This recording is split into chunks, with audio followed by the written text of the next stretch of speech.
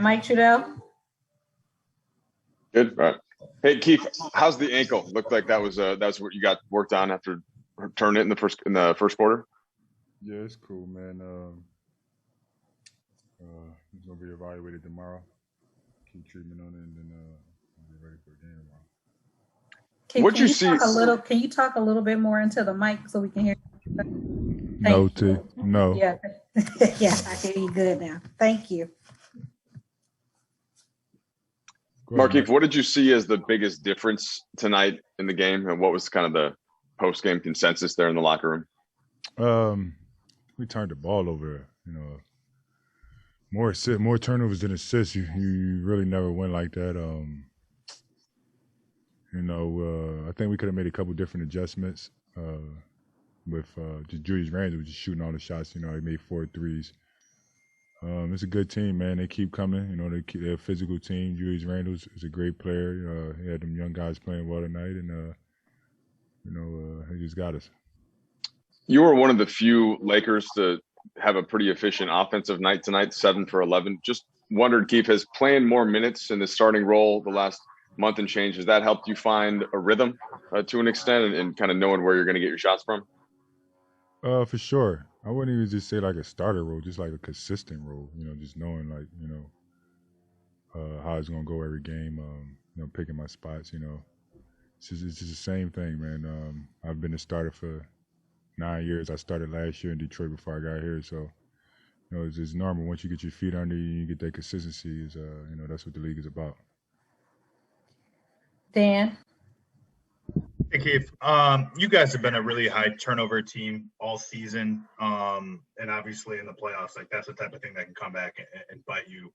How important is it that you guys get this ship righted on that part of it here in these next 20-some games? Or do you think just kind of the stakes in the playoffs in itself will help guys focus in and maybe that'll fix it in itself? We've been dealing with a lot of ups and downs this season, man.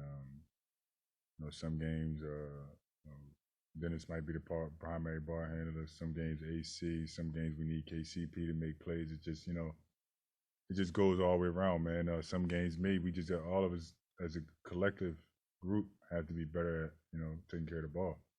Obviously, we don't have Brian that led the league in assists last year to make plays for us. So, that's going to be more magnified. And I think if we just, we change that, we could definitely be a lot better right now.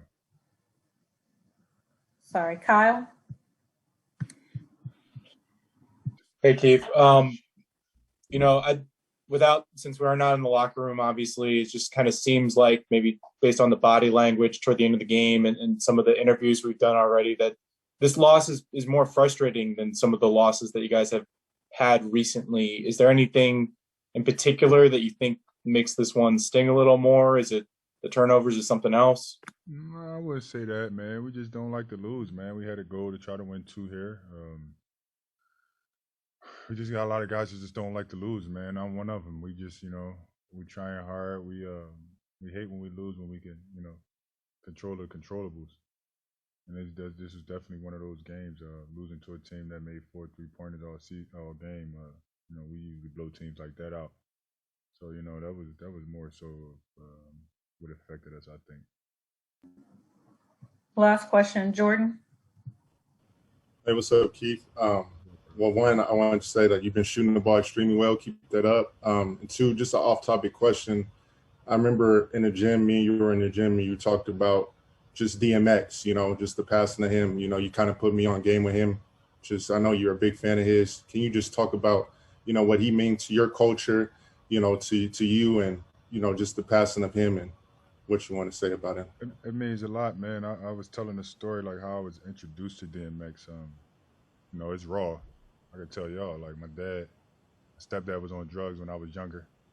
And I was like 4 or 5, and he used to play DMX loud as hell in the car. At 4 or 5 with those explicit words he was using, it was crazy. So, ever since then, I've, used his music to get me amped up for games, man. And, being growing up in the 90s, man, he was everything to us. It was him, Jay-Z, Nas and those guys. So, man, there's just a big loss for our culture, man. He was the voice for us, one of the voices for us. All right. Thank you very much. Safe travels to Charlotte. Thanks, everyone. Thanks, Allison.